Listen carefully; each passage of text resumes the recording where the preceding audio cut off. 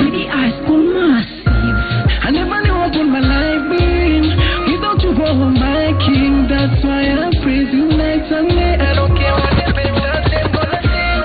And no matter what them try, they're just living a lie. Cause no one else compares to you. Your love like mine, so true. It's only that, it's only that, it's only that, it's only that.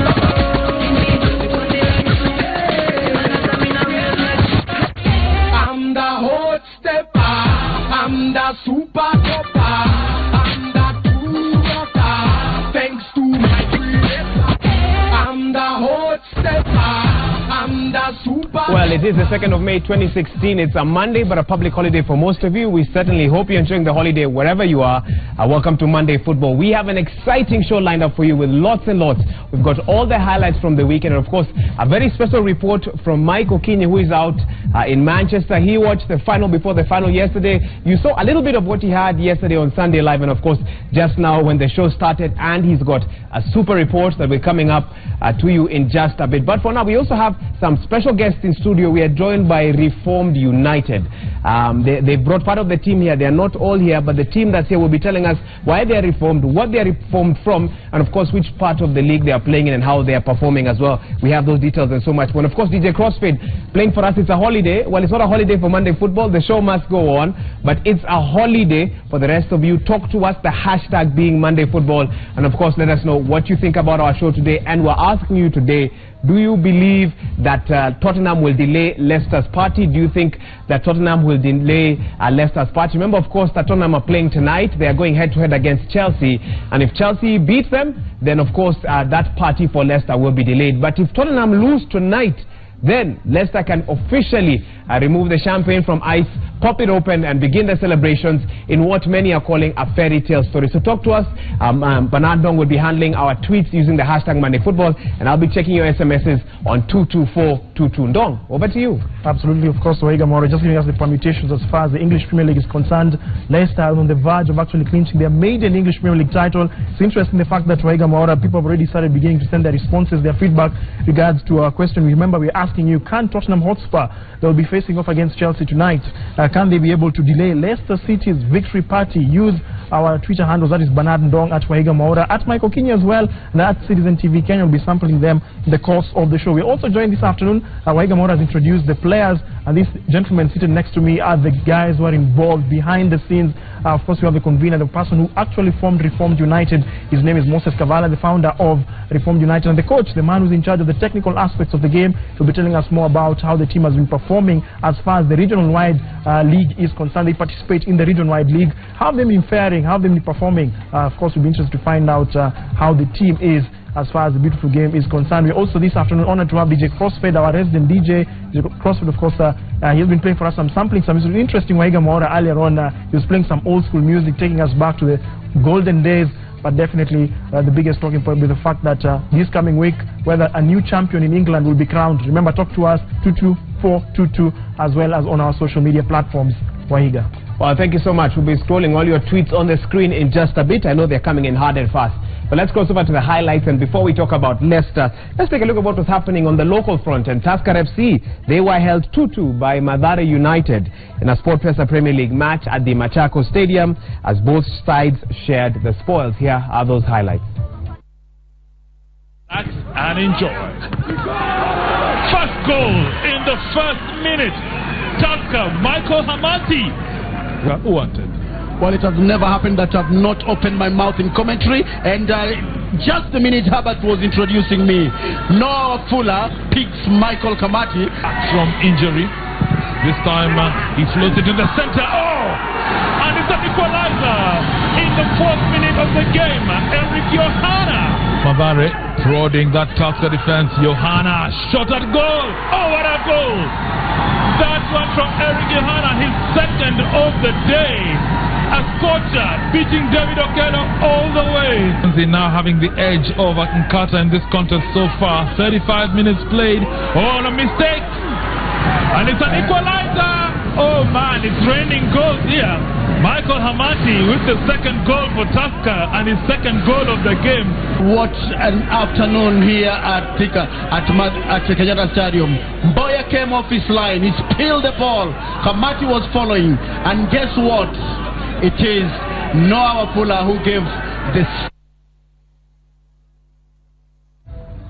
Ulinzi Stars gunned down Chemelil Sugar, bagging maximum points, the 2-1 victory over the Millers.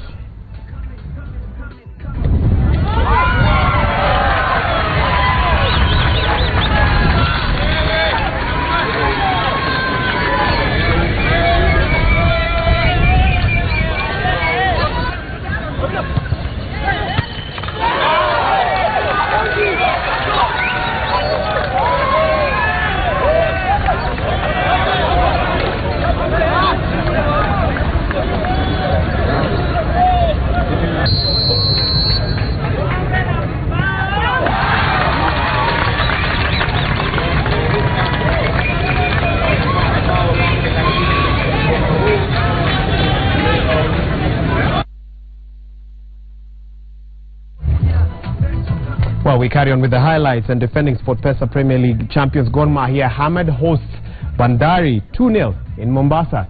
Here is that game.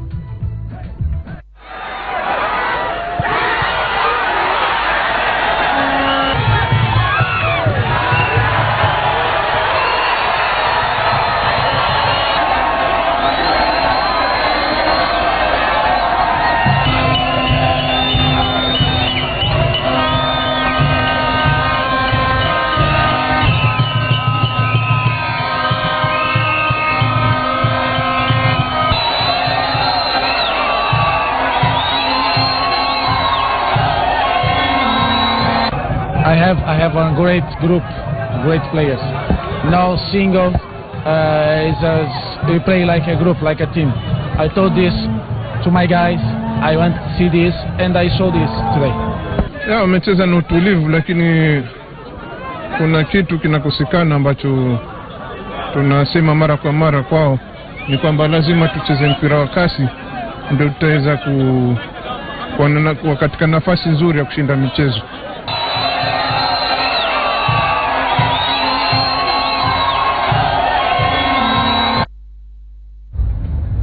It was definitely a difficult week if you're a Bandari FC fan, because immediately after that loss to Gor Mahia, they faced off against another team in the top 8, and unfortunately they lost by 2-1 against Tusker FC at in a match. This is the KPL top 8, last 8 that was taking place over the weekend. Martin Musalia had a half-hearted attempt to go into it, but they all watched him organizing himself in front of goal. Musalia, I think, realized he can't take off that quickly to get to it. Lets it roll, and it goes into the net. Was shot, the first goal in the top 8 knockout tunnel. Yeah, and what a goal to open the competition. But the problem is with the defending. They look at him, they look at him, they look at him. He takes his time, looks up, takes his shot. Remember, Lavazza might not. This is Timona.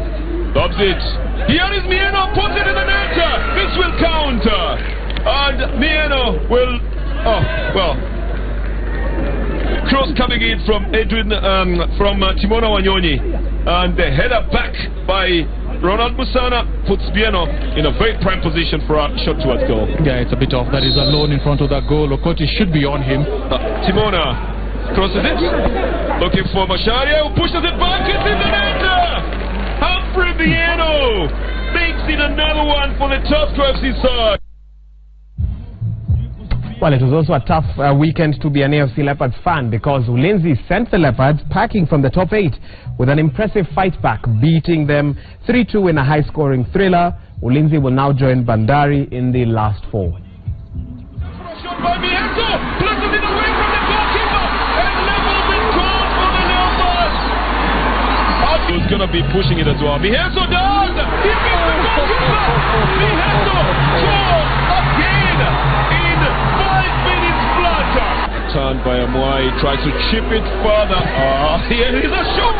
It counts! And it levels the score! We got 3 minutes of play that will be added here. As this one is in the net!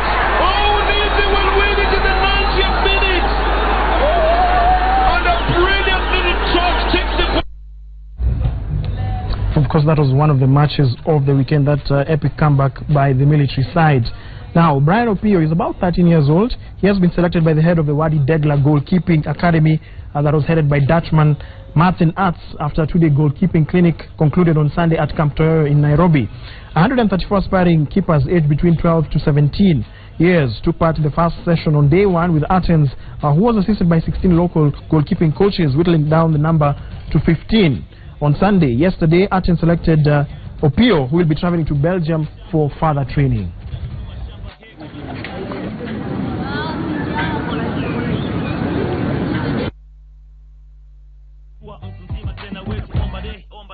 Well, before we take our next story, which is coming all the way from Manchester, lots of feedback coming in using the hashtag Monday Football. We're asking you, do you think Tottenham have what it takes to overcome Chelsea and delay Leicester's party? Remember, if Tottenham lose tonight, then Leicester can already begin the celebrations of the title in what many are calling a fairy tale story. This is some of your feedback. Kevo Elivek saying, derbies are a tricky bunch, but it's definitely a draw or a win for Chelsea. Leicester wanachukua. And Abdullahi Owor saying, just like you, I'm working but following. Good to hear. The Foxes will walk into the next game as EPL champions, and Everton will stand and salute them. Of course, Leicester taking on Everton next weekend. Ole Musa saying the party begins tonight. And Albert Mwangi saying, if Spurs control the pressure mounting on them, they will for sure delay the Foxes party. Well, one man who knows a lot more about Leicester and yesterday's match more than us is Mike Okinyi and his team. They were out yesterday as that match took place, a highly heated one which ended 1-1. Now, despite dropping points against Manchester United in the league decider yesterday, Leicester City fans still believe the title is within reach. And of course, Mike Okinyi brings us that report. Manchester United's Old Trafford. This is where Leicester City are hoping to win the championship for the 2015-2016 season. Could they win it at the Theatre of Dreams? Their fans don't think it is really possible. They are predicting totally different things. Let's look at what they think before the kickoff of the game. Manchester United versus Leicester City. I honestly think it'll be a draw. Not a very high scoring draw because we don't tend to get many goals. Leicester are good defensively, but I think it'll be a draw. But I think they'll win the league tomorrow because I don't think Tottenham will beat Chelsea. Oh, we're going to win 2-0. We're going to win the league today. We've got nothing to fear, have we? So it's Man United that fear us. So I think 2-0. Take it today. All happy days next week. Respect the draw. And Chelsea to beat Tottenham Monday night, and then we're champions. Ranieri, Ranieri, Ranieri, he's taking us to Europe, to Europe, to Europe, and that's the way we like it, we like it, we like it.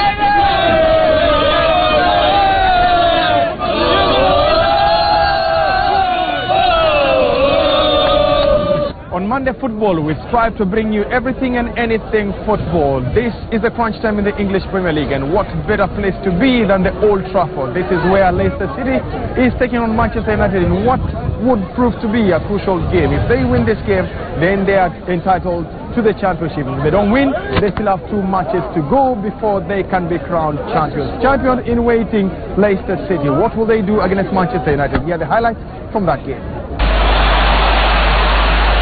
Rashford just beyond him, there's Martial!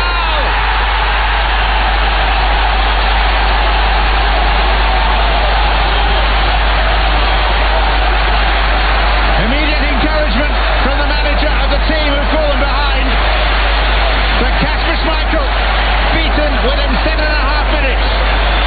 And then the fact that Simpson is drawn inside. He's drawn to Rashford, and he's allowed Rooney to run in behind, and indeed Martial.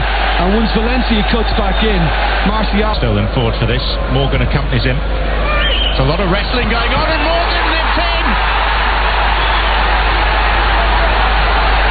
The captain, Wes Morgan, runs to the Leicester fans. Only his second of the season. His first a critical winner against Southampton.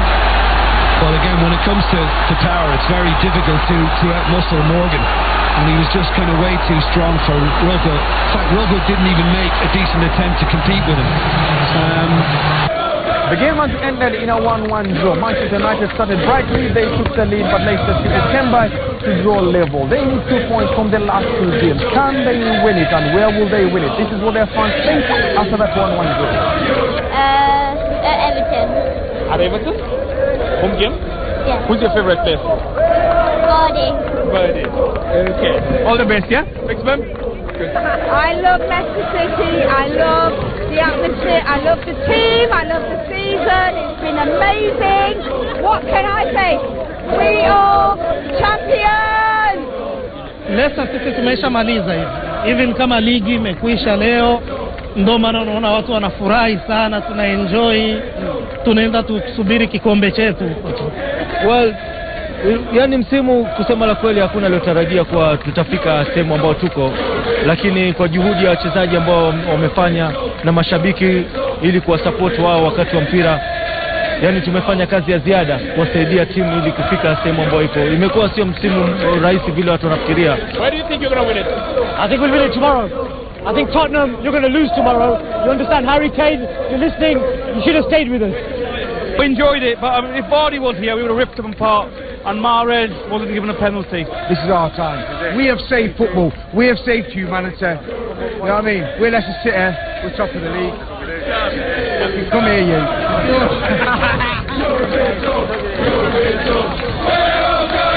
I think for Impila it's twofold. Number one, nurturing talent is our pillar.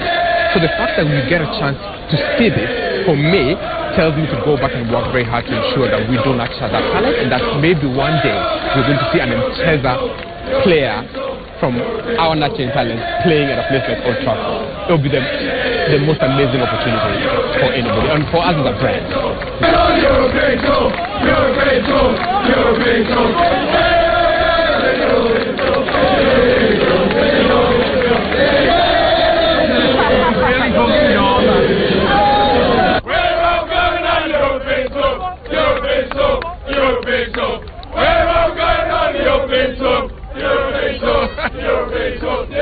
They're singing, we are going on a European tour. That is Leicester City fans after the 1-1 draw against Manchester United. This is what they are singing. We're all going on a European tour. European tour. European tour. We're all going on a European tour. European tour. European tour. We're all going on European tour. European tour. European tour. We're all going on European tour. European tour. European tour. Leicester City hoped to dream, and the dream was to win the championship at Old Trafford, but that was not the case. This was Monday football in the heart of the Premier League, that is Manchester City. From us in Manchester, it is bye-bye for Monday football. See you next week.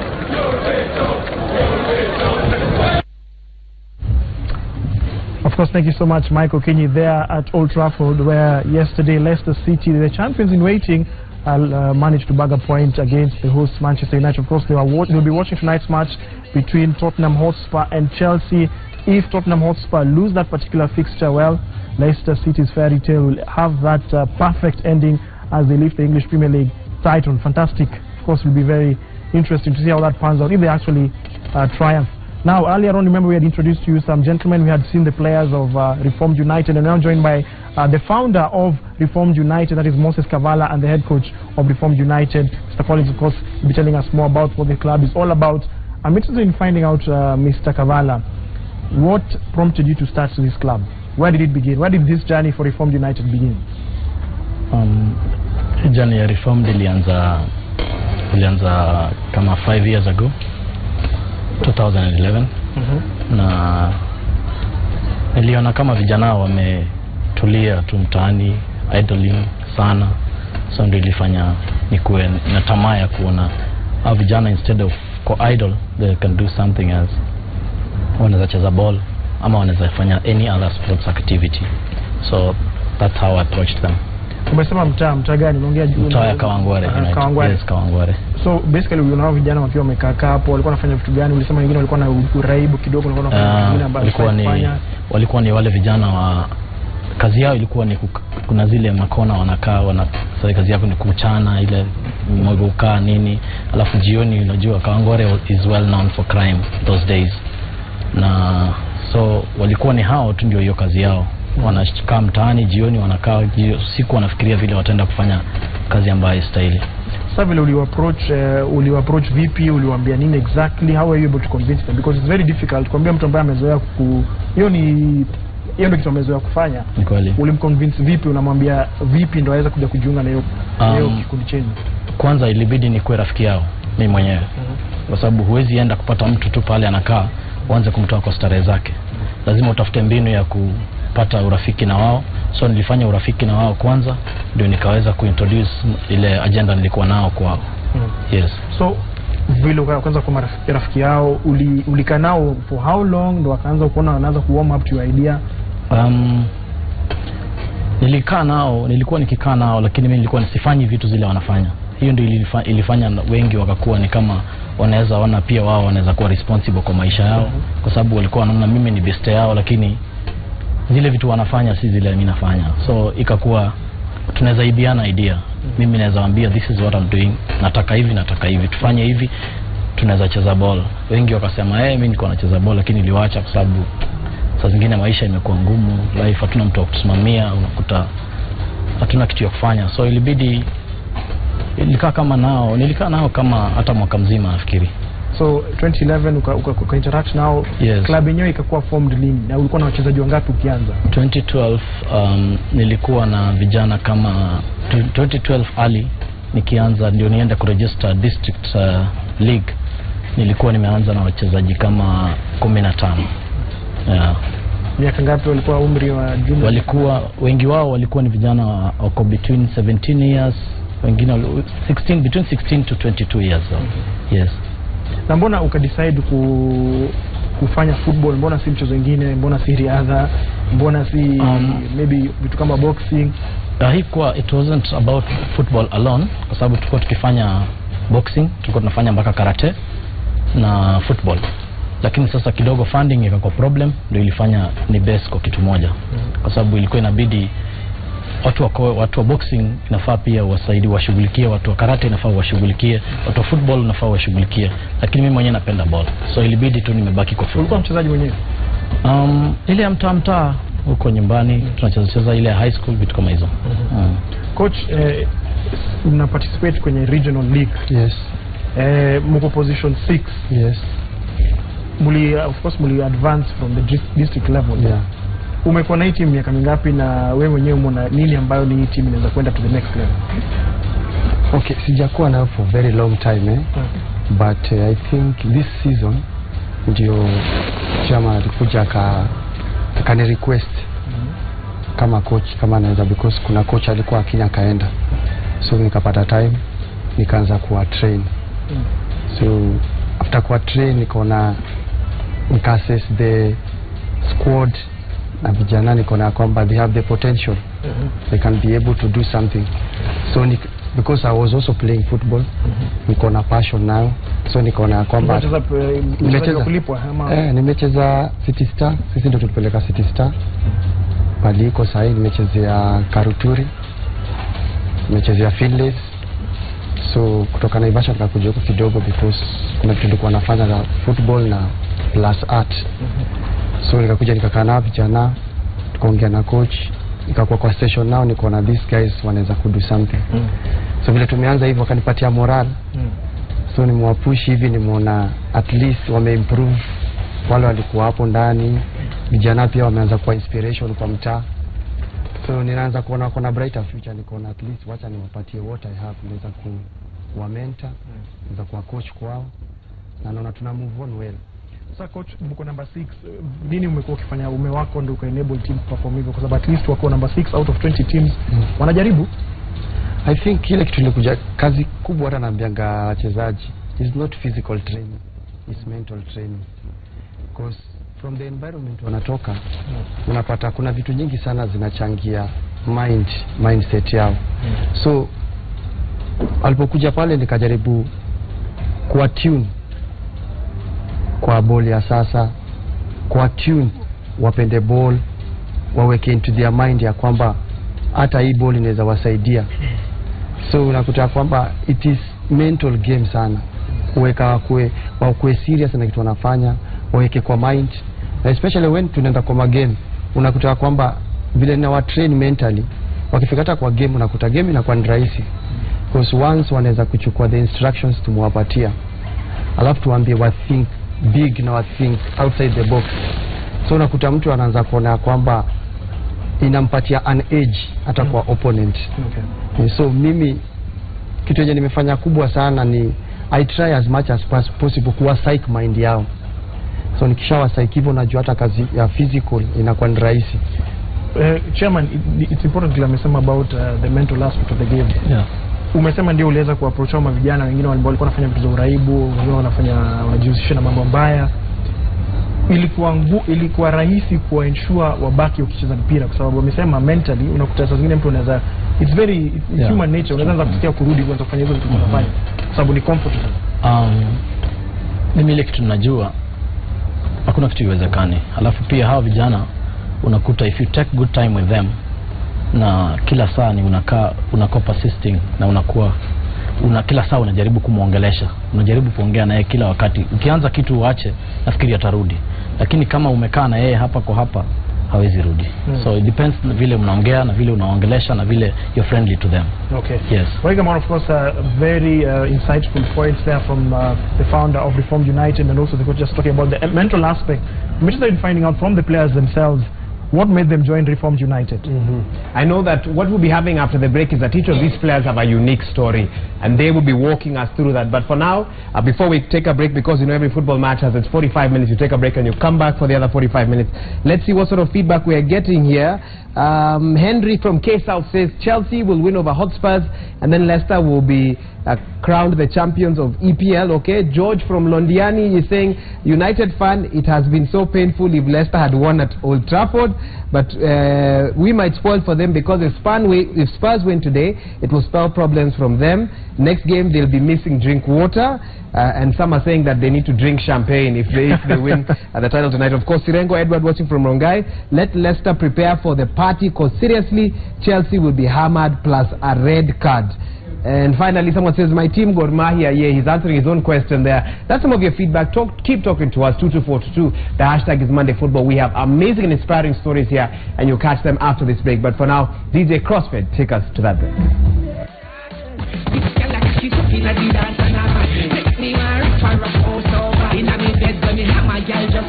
Anytime when she wants, she knows she can ask. She make she ball, hey, when we have a new side, hey, she do a dance and from what day, she dey for me back every day, yeah. So what she hey, stick her up, lock me down in the day, and she a kiss and a kiss and me out. So what she stick her up, but girl in the bed.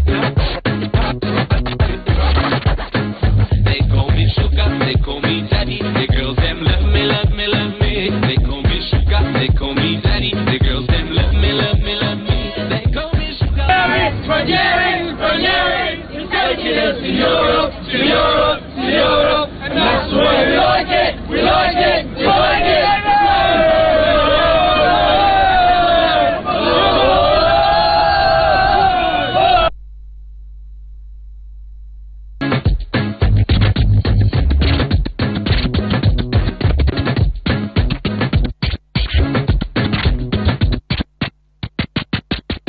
Well, welcome back to Monday Football. We did the first 45 minutes. Now we're back for the next. Thank you for feedback. We've actually gotten more and more SMSs even over the break, and I'll be reading some of them, 22422, and of course also checking out what you're saying on social media using the hashtag Monday Football. We'd introduced the team that is in studio today, our guests, Reformed United, but we're going to give them a chance just to tell us a little bit about themselves, and I'll start with this gentleman right next to you. Naomba ujitambulishe tafadhali. Naitwa Michael Kingatwa, nickname ni Kenga, mcheza fullback wa hii team. Nilijoin team kutoka Yanze, CEO yetu pale hivi Mose founder ndiye introduce kwa hii team. Aipata mtaani tu nimekaa huko kwa grau. Kazi yangu ilikuwa tu kuengage na wasee huko. Hakuja akabongana mimi. Niko na passion ya kucheza ball. Ndio pata sasa hapo nimekaa. Kwa zamani naweza taka tuanze timu yetu hapo. Katika mkombiko sawa. Sasa hivi naweza sema hii team kwenye imenifikisha. Naweza taka tu bado niendelee nayo kabisa. Asante. Jimentoa mbali sana. Jipinde hata singekuwa hapa hivi penye niko. Some true thanks kwa Mose. Thank you Kingatwa. Let's hear from the next gentleman. Mi naitwa Nelson Shavi Ilaya. mi football ball imenitoa mbali. Venye mali nilianzia, nilikuja nikaambiwa hey na CEO kuja utujoin. Juu nilikuwa nafanya kibarua. Jioni naenda zoezi. Aniambia hapana, wewe wenye utafanya, mimi nataka wanikuchukulie nyumba.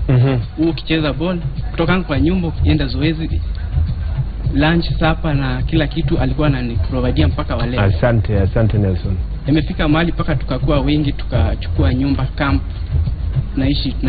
Naishi kama player 5. Asante. Wacha tu pole ni kwa sababu we don't have a lot of time, that's why I'll cut you a little bit.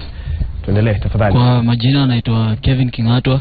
Nickname ni King Kenga. Kingatwa ni wawili? Yeah. Okay. For me King Kenga. For me jakuwa hizi kwangu, na mimi nilikuwa tuseme mtu wa kutembea nao vijana mtaani. So the CEO of Reform Moses. Hao vijana wa mtaani wao ufanya nini? Azina vijana tu au idol mtaa, hawana anything to do. Nimesikia pia kuna wengine wako kwa crime. Vitu kaa hizo. Sasa mimi nilikuwa ile mtu nimezoea kutulia, alafu nacheza hizo games za mtaa. So Mosel pita akaniona. One day akaniuliza mbona hauna club yote ya kuchezea? Nikamwelezea mimi yenyewe ball siwezi cheza juu ball hapa Kenya yenyewe hailipi. So yeye akaniambia iko hivi, wewe kama to join, then for me nitakuwa najua vile nitakuwa na kusort, at least nakupea hata kama ni pesa ya pocket money ya kujisaidia ukiwa mtaa. Na hapo ndio ulianza. Asante sana. Wacha tusikie yule mwingine. Nitambulishe tafadhali ndugu. Mimi naitwa Shirola Johnston. Mostly my fans unita lefty. Na uko na left kick poa? Somehow. Yeah. Sawa, endelea. Okay, mimi ndo goalkeeper wa Reform United. Nilijoin Reform wakiwa county. Na I thank God because tumetoka county, side to regionals, na I thank the CEO because alimotivate. Asante. Yeah, because nilikuwa mtu mwenye since nimaliza chuo nilikuwa 50-50 on what to do, but alikama akaniweka chini akaniambia there is something you can do. I can see something in you that you cannot see. So nikabambika naye because since nilikuwa naye nimeona things mob zikichange. Asante sana Left. Wacha tusikie sasa Kapi. Wacha tuanze na Kapi side tukienda hivyo. Mimi naitwa Edinwere, Kapi Reformed United. Ukipenda za nita Atudo. For me I think hii team iko na future poa sana, na kitu nataka kwa hii team ni hope na vision. Then our coach, our CEO wana work hard sana kuona tunacheza ball. Despite ile vitu za sisi tunafikiria mentally na challenges zetu tunapitia kwa mtaa, at least wanatufanya tunawish tusimove penye tuko, lakini to change penye tuko. At least society pay benefit through us, na ni through team tuko ya Reformed na wale wachezaji wenyewe pia wako hapa. So for us each challenge tunaichukulia positive. Tuna keep God mbele, na we only hope that hapo mbele kuna wasi watakam wa reach out wasaidie team. Team at least ikae strong, improve, na to give back the society. Asante Kapi. Now I understand why when ni Kapi. Tuendelee tafadhali kwa ufupi. Sasa kwa majina ni Timothy Mukasa Lijodi. Watu nita Don, yani ka nickname Don Hill. Don. Yeah. Kwa nini? Mimi najua ni striker. The Don, yani big fish kwa hii team. Kwa pigia mabao zote hiyo. Sasa mimi mwenyewe sioni ni approach, kwa mimi nilikuwa high school base yenye hii Reformed ilianzia pale Kabiro. Sasa vile ilianza alikama alinionaga mimi nilikuwa na train na Kabiro shule. Sasa vile walikuwa na kuja kutrain hapo siku. Karibia mic tafadhali. Walikuwa na kam kutrain. Sasa sisi train. Sasa ile alikuwa anakama mapema akaniona nikitrain na shule. Akaniambia kama tu join ujaribu, at least unaweza demana utamaliza hata shule utapata platform yako ya futa. Sasa mimi nimefurahia sana juu amenisaidia sana. Nimemaliza shule, ameniingiza camp, hiyo camp brother yangu hapa Shabi amesema juu tunakaa hapo kwa watu watano, anatuprovidea, but sometimes challenges ni mingi juu unapata doa yenyewe imemchachia, inabaki hata saa zingine inabaki tunatulia, hata kama nikasapa itabaki tumeiruka. Bado anasukuma. Bado anasukuma. Wacha tusikie sauti ya mwingine tafadhali. Asante. Kwa ufupi kumbuka. Okay, kwa majina naitwa George Maina aka Joya. Nimetoka Kawangware. Nikisema yenye hii team pia imenitoa mbali cause yenye challenges huwa sikuwa najua kane za cheza ball. Nilikam kurealize as in venye sio alitutake mtaa tukaona kana watu wabaya, yani naweza sema mavijana walikuwa nakangwa mtaani, of which ningekuwa kama mmoja wao.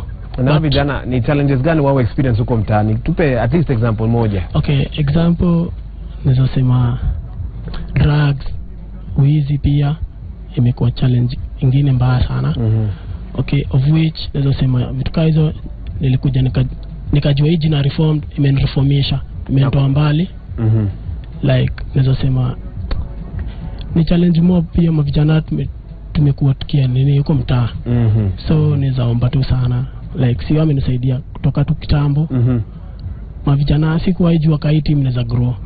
Ungeangalia tukoanza baka mavijana tuko wale hivi kwa grao. Lakini sasa hizi hata si imagining kata za cheza ball. Mmekuwa soba. Kweli tumetoka mbali. Thank you. Acha nisikie sauti ya yule wa mwisho tafadhali. Okay. I'm Emmanuel Sako, the defensive midfielder in Reform United, and I'm from Ghana. Yeah. CEO gave me all the opportunity for all the way from Ghana to Kenya to come just expose my talent. So what I would say is that I really give thanks and glory to CEO. That's all I can say. Sako, what brought you to Kenya all the way from Ghana? There's amazing football happening in Ghana. Why Kenya? Yeah. It's that which brought me from Ghana is football. Our agent saw me, and our agent is a friend with CEO. So CEO told my agent to bring me here to expose my talent. How would you compare the kind of football that was being played out in Ghana and what you're seeing now with the reformed? Ghana is tough, but here Ghana they don't used to run a lot, but here the running is a lot. So here we have a lot of athletes running. And what have you been able to teach the team since you came with what you've learned from out there? Since I came, I told them that we have to be all reformed and be unit. Without unity, we can't play. A lot of them during the interview session were talking in Kiswahili. How do you communicate with them? Yeah, it's difficult, but it's not all that difficult. I just listen to the conversation. I'll get what they are saying. Have you learned some Kiswahili? Yeah. What can you... Small. Yeah. Okay, thank you so much. We'll come back and carry on with this conversation in just a bit. Reformed United, all of them, maybe not quite giving you the finer details of what they've gone through, but definitely gone through a lot of challenges to get where they are right now. And of course, trusting and believing that with this team rising through the leagues, they'll be able to one day maybe even see Reformed United playing in the Premier League and benefiting from some of the ways in which teams benefit in the Premier League, and even selling some of their teams to other clubs in other countries. But now Vanandong continues with the highlights of what was happening over the weekend. Very, very busy football weekend. And this is what was happening. Dong, over to you. Absolutely, of course, and Manchester City were playing over the weekend. And it was not a good weekend for the blue side of Manchester as they lost by 4-2 against Southampton. Kept alive by Tadic and turned in by Shane Long. Up alongside him, he's played in Sadio Mane, 2-0 save. That is a really good goal. Iheanacho. Vincent van Dijk. In by Nasri. Iheanacho scores. A goal of Stephen Davis. Against the ball, and in! And Tadic wants to play in Mane, and Mane is onside! Hat-trick!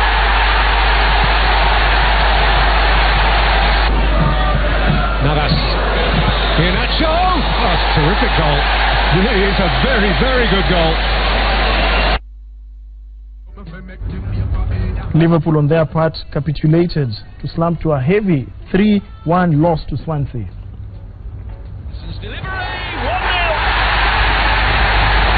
Andre Ayew. Cork in there. Still Jack Cork goes. Oh, what a screaming goal.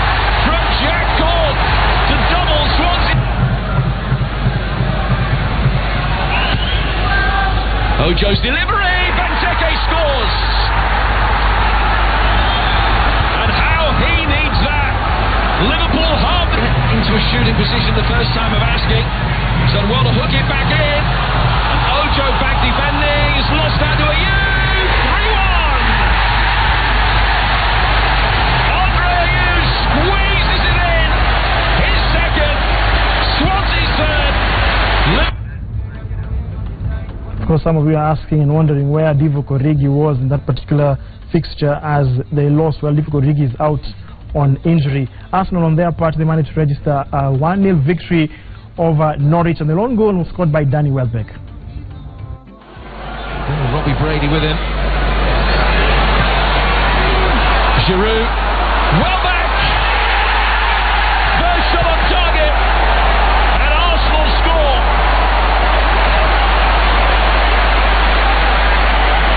Danny Welbeck, the man that's come off the bench. It's a Norwich City's hopes of survival. And Arsenal have a lead they barely deserve. Yeah, I spoke about this earlier in the game, the fact that you get a little bit of width from the fullbacks, and Bellerin provided that. I just think it's very, very astute from Giroud, because he knew exactly where Welbeck was. A lovely little deft header into his path. Little deflection on the way from Besson, which took it away from Ruddy, which might have played a bigger part than we first thought. Well, let's take a look at what was happening in Spain, and Barcelona easily dispatched Real Betis 2-0 as Ivan Rakitic and Luis Suarez scored both goals in scintillating fashion. Iniesta leaves it for Messi. Messi, fanciful little flip, goalkeeper collides with the defender, and that is the costliest of slips, and Rakitic walks it in for a vitally significant goal. No hint of offside from Rakitic, and it should be dealt with. It's an overhead kick attempt from Petzela. And then comes out, and he has to make contact with the goalkeeper, even if he collides with his own teammate. Oh, it's a brilliant ball. It's Suarez. He is sensational. Same combination. Messi the master. And finally, in some of the highlights of the weekend, Real Madrid bagged 3 crucial points with a slim 1-0 victory over Real Sociedad as Gareth Bale headed the winner. Footed than Mayoral. Sharper. A sense of gravity. Get across, looking for Bale. It's in this time. Relief for Real Madrid. It's Bale to the rescue once again in this unexpected race for the title. This compelling race for the title. Real Madrid laid down a marker and they take the lead at Sociedad. 1-0. Gareth Bale. Well, he's had a few sighters so far in this game. Of course, those are the highlights of the weekend action. A lot of talking points in the English Premier League. Who will claim the title in the coming week? Remember, Tottenham Hotspur will be facing off against Chelsea tonight. If they lose against the Blues, then Leicester City will be crowned the champions of England. Remember, earlier on we were interacting with the Reformed United. We've just had the live stories from some of the players. We also have a Ghanaian in the team. He told about his experiences playing for the team. I'll bring it back to the manager, the founder rather of Reformed United. He talks about something. It's interesting how they're keeping their comments and their statements guarded as far as some of the challenges they face. The issue of crime. Have there been players who have been in Reformed United and then unfortunately went back to those errant ways, those deviant ways? Kulikuwa na mmoja mwenye alirudi, lakini unfortunately is not with us. Alifariki, alipigwa risasi. So it means hii kitu ilikuwa serious. Kulikuwa na kijana alikuwa anaitwa Mandela, lakini sasa alifariki last year. He was shot after kukosa kusikia na kufuata wenzake. Yes. And also, if looking at such a scenario, is very unfortunate nonetheless. I'm only seeing gents. What about the ladies? Nafikiri kama ingekuwa ni mapenzi yangu ningefanya vitu vingi sana. Lakini sasa hivyo ndo ningependa, lakini sasa kidogo inakuwa ni challenge kubwa kwangu kwa sababu inamaanisha lazima niingie kwa mfuko zaidi. Inamaanisha mimi hata watoto wangu hawatasoma, watoto wangu hawatakula. Kwa sababu nitaingia sana. Pesa unatoa wapi za kusaidia vijana kwa sababu hamna mdhamini? sina mdhamini, ni kukubali tu kusaidia. Unajua si kwamba pesa ziko, saa zingine the small you have can do something. Yeah, that's kama what I wewe believe. sasa some of the players are talking about being you supporting them in terms of kit, in terms of also upkeep. Yeah. Where do you get the money? How do you are able to I mean, assist them? And if you're looking at a season's budget, how much are you looking at? Sijafanya totaling ya hiyo, lakini in real sense it's a lot of money. Yeah. A lot, at least uko na estimate. Najua unawaka na estimate. Yeah, na waka na estimates. Unajua inategemea hao vijana, kuna wale kama umesikia kuna clubhouse mimi walipia wale wanaishi hapo, na pia kwa provide ya chakula, na pia kuna game inafaa waende, they don't fail to go hiyo game, lazima kuna training, pia kuna vitu mingi tunafanya, so lazima mtu akae chini ndio aanze kufikiria. Ukianza kufikiria kupiga budget ya hizo vitu hata unaweza acha. Nafikiria mimi nikikaa chini nipige budget nijue ni how much, nafikiri nitaacha. Let me bring it down a bit. Kwa sababu tuangalie the entire season. For example, over the weekend mlifaa kucheza lakini hamkucheza kwa sababu ya uwanja na mvua ambayo ilinyesha. Yes. Your upcoming game, budget yako typically inakuwa kama how much kwa wachezaji hao? One, budget yetu lazima ikuwe high kwa sababu kitu ya kwanza hata kiwanja yenyewe hatuna. Na maanisha lazima we have to hire for a park where to play from. Which costs how much? Most of the time it costs to 4,000 shillings. So vijana wenyewe wanataka lunch that day, lazima wanunulie lunch, lazima wapeleke to the venue, transport. So mostly I work every weekend I'm working at around 15,000. 15,000. Yeah. And you're playing how many in a month? How many games do you play? In a month away matches mostly. Kama saizi wanasema lazima tu hizi ligi zetu ziharakishe kwa sababu timu nyingi, games zitakuwa mingi, season ni kidogo. So inamaanisha saa zingine unakuta kuna game mpaka zinaiko midweek, lazima watu waende wacheze game. So inamaanisha kwa wiki mwezi mzima tutakuwa mcheza game kama 5, because every weekend you have a match. So it's about like last month not this month actually, hii mwezi imeisha April, tulikuwa tunacheza game 2 every weekend. Unakuta tunacheza game Saturday na Sunday, tunacheza game Saturday na Sunday, at least ndio mfanye venye mfikie wale wengine pia. Finally, coach, of course you're interacting with these players, you're the one who's involved in just imparting your knowledge, your technical skills. Discipline, handle large discipline, because unakutana ni vijana ambao wametoka backgrounds very diverse, very difficult backgrounds. Discipline, unakuta kuna vijana ambao unajaribu kumuelezea hakusikizi, una handling vipi cases kama hizo kwa sababu si rahisi? Okay, what we have done is I've come up with a way how to regulate, how to make sure that all of us are operating on the same panel. Cases are in discipline, I deal with them there and there. I don't postpone cases. For example, if you are in discipline, I can be able to give you a punishment right on the ground. So I make it that everybody here, if you just do something bad, we will deal with it there. And also I've decided to talk to the players. I ask them what they feel that we can do in such a situation like that. There are some things that I myself ninasema lazima iende hivi, but others na consult with the captain. I consult also with some senior players and also with the CEO, so that at least tunakuwa we are not going to postpone any indiscipline cases yenye inatushinda kabisa, ndio tunapeleka kwa higher level kama tuambie CEO. But most of the guys nimeona kwamba we don't have serious issues of indiscipline. Indiscipline nakujanga ni labda mtu amekuja late kwa mazoezi, of which tunampatia ka session fulani afanye, ama kama mwingine hakukuja, it's very clear kwamba kama hukukuja for 3 days utatujoin the next week. So tunakuwa tunajua tuko focus what you're supposed to do. But for me vile nimekuja sijaona kesi kubwa sana kwa hii team ya indiscipline. So in essence, Bwana Moses Kavala, the reforming aspect is a process. Yeah, it is. It's a process. Definitely. Of course. Waiga Maura, what do you have on your end? Thank you, Ndong. That interview, of course, eliciting a lot of reactions here. Let's see. Harrison Were saying, investing in these young talents is great. In a few years, there'll be big stars in our national team and beyond. I hope you hear that, coach and founder. Dan Torres saying, a must win for Chelsea. Point 1. Point 2, a good choice for those boys who decide to play football instead of drug abuse and crime. And let's see if I have any one saying, Orenge David saying, even the gods are for Leicester. Tottenham must lose tonight. We're also getting interesting feedback here. I just saw something. Joroge Githinji, of course, from Inoro FM saying Spurs win tonight and pressure will be to the Foxes, could go down to the wire. I've seen two interesting tweets.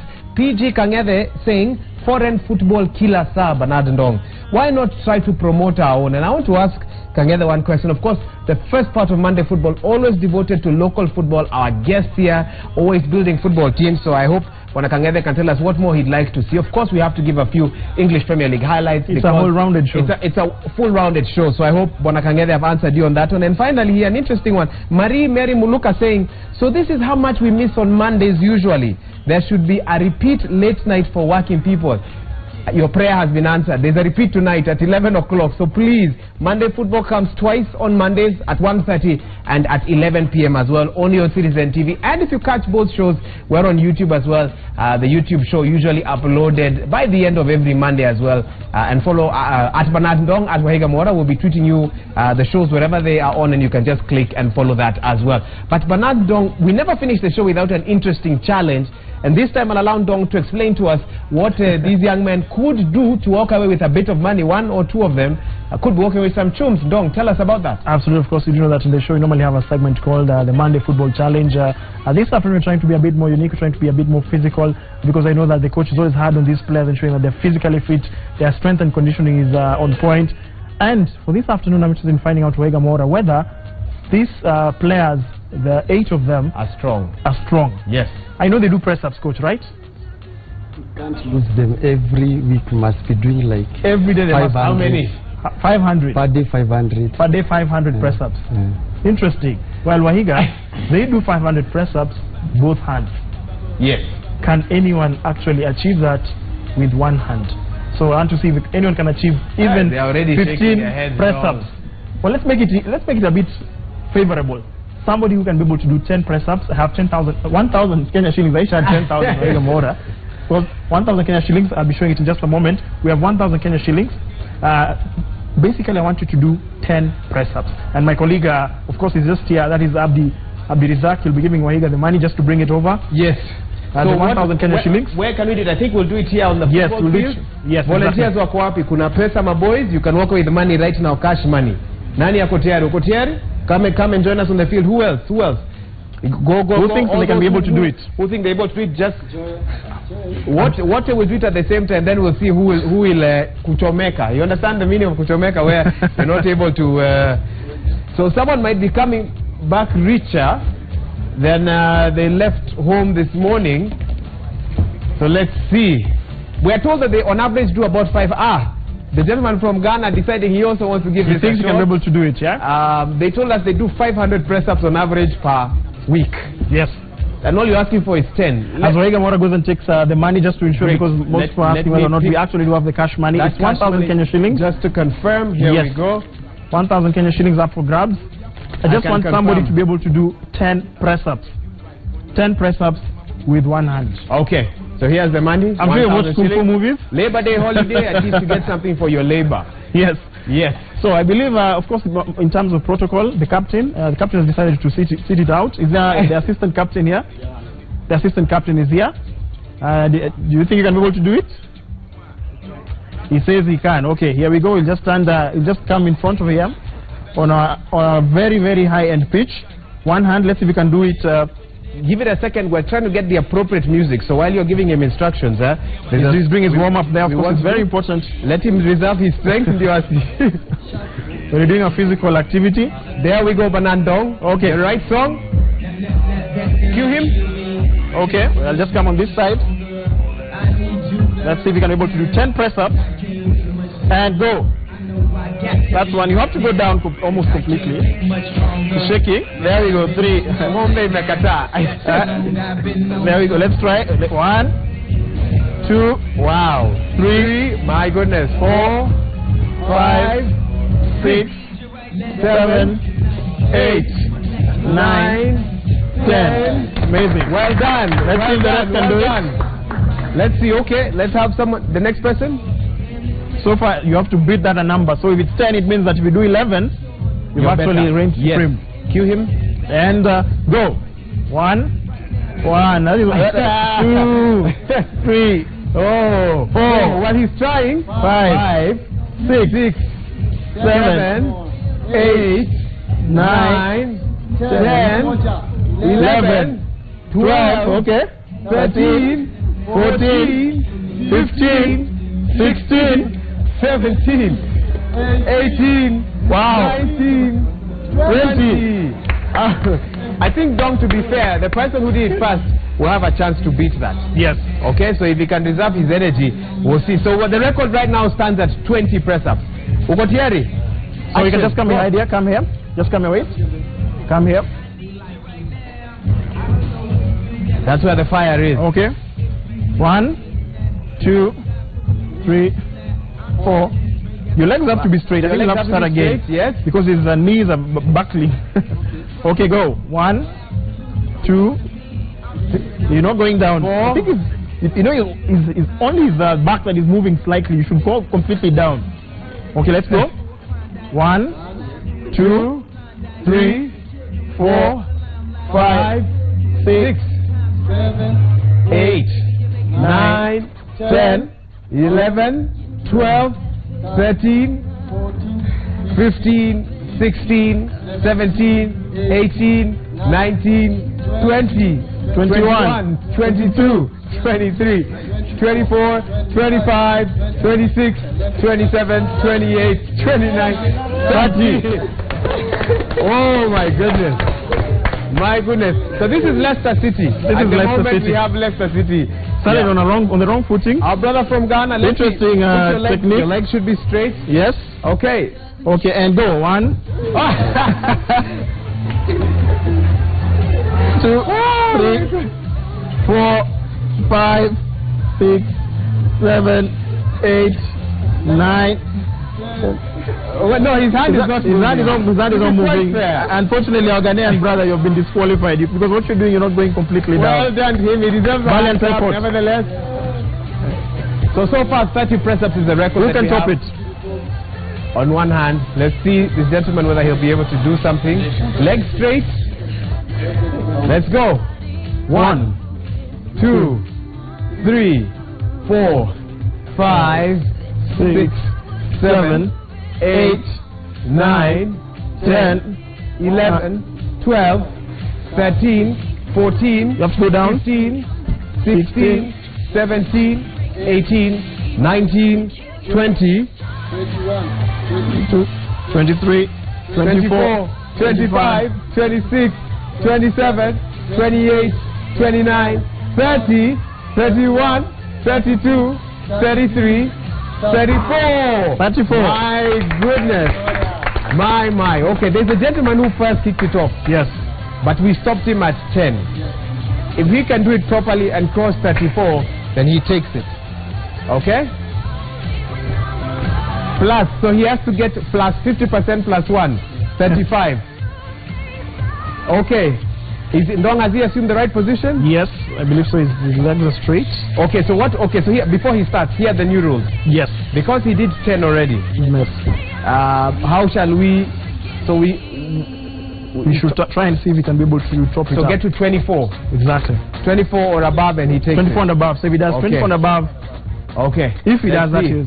So the other gentleman asks, action. Go ahead. 1, 2, 3, 4. Straight, your body has to be straight. He needs to keep his body straight. 9, 10, 11, 12, 13, 14, 15, 16, 17, 18, 19, 20, 21, 22, 23, 24, 25. My goodness. My goodness. Well, Dog, what's the verdict?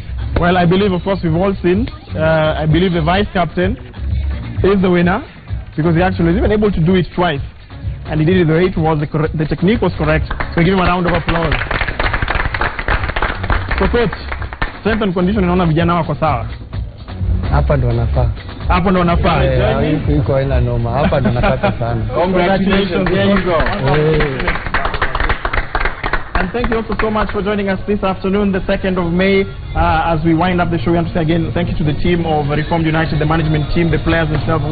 Also thank you so much for joining us this afternoon on Monday Football. Remember, tonight Tottenham Hotspur will be facing off against Chelsea. If you just were watching the show and just trying to understand the permutations, if Tottenham Hotspur lose tonight, Leicester City, Waiga Maura will be making history. They'll be crowned the champions of England. Well, we always like to finish Monday Football in style, and this time my brother from Ghana here will be teaching us the Azonto. I'm told he's the best dancer in the team. We've got DJ CrossFit live with the music. Come on, gentlemen, I'm not the best dancer in the world, so you will help us lead this. How they celebrate when they win, and you can add a bit of your how do you celebrate when you win? He leads them. It's okay. Waiting for the whole team to assemble, then we can start. Show us how they do it.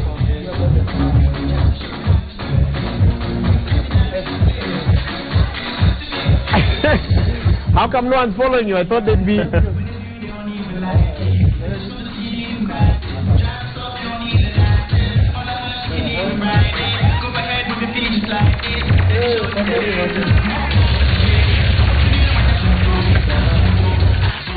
Now watch me do my Azonto, Azonto, Azonto. Now watch me do my Azonto, Azonto, Azonto. Now watch me do my Azonto, Azonto. We walk over the pages. Now watch you do my Azonto, Azonto, Azonto, Azonto, Azonto, Azonto, Azonto, Azonto, Azonto, Azonto, Azonto, Azonto, Azonto, Azonto, Azonto, Azonto, Azonto. We walk over the pages. Now watch you do my. They all wanna learn how to do this. So I'ma take you right through this. I don't do dance, it's the movement. So when you jump on the floor, better use it. First step is a step, step. You can move to the right, to the left, left. You can even freestyle when you step, step. Put your hands in the air, then you rep, rep. So go, go, go. Twist your fingers, you can wave and say hello, low, low. Make a fist and you can hit them with that blow, blow, blow. No balance, that's how you do it. So, so, so. Let me see you go, go. To be taught me, nobody wanna see you rising. They don't even like it. They just wanna see you deep in crisis. Drive us off, you don't need a license. Holler her, she can even ride it. Go ahead, move your feet just like this. Then he showed me the latest. We walk over them haters. Now what you do, man, you're so